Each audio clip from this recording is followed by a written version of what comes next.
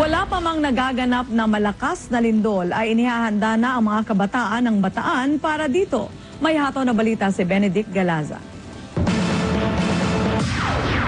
Lindol ang isa sa pinakamapanganib at nakamamatay na galaw ng kalikasan. Hindi natin alam kung kailan ito sasalakay. Kaya naman para maihanda ang mga estudyante ng Bataan Peninsula State University, isang drill ang pinangunahan ng City Disaster Operations Center, katuwang ang Provincial Disaster Coordinating Council. Ito pong pagkakandak ng earthquake drill, this is an executive order from the President na magkandak ng earthquake drill sa lahat ng school dito sa Bataan. Ating City Disaster Coordinating Council, nakalaan naman tayo para maging kabahagi at makatulong sa mga operation at drill na katulad nito. Marami ang nakiisa sa magandang layunin nito, pero di maiwasan sa ilan ang pagbibiro. Ang iba parang hindi interesado, may nagkukwentuhan, nagte-text at ni ayaw mainitan.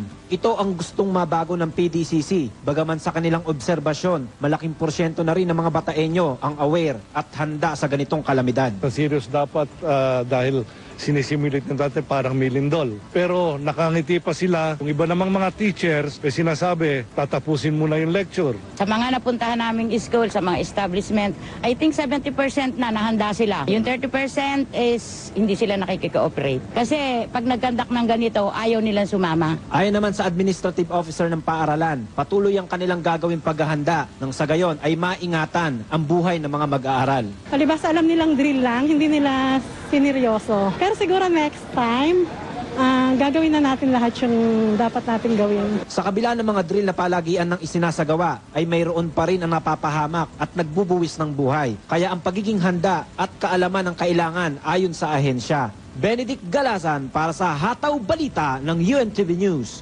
Worldwide.